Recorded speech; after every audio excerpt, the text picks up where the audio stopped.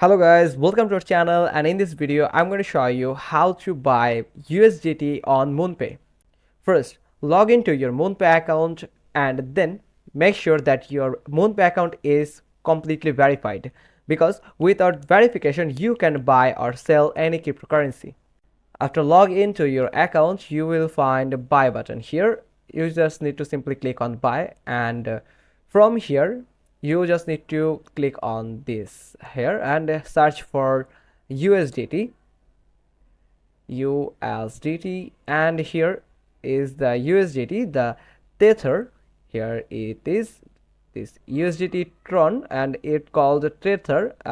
Click on it, and here you can see it is selected, and we can buy Tether with our euro.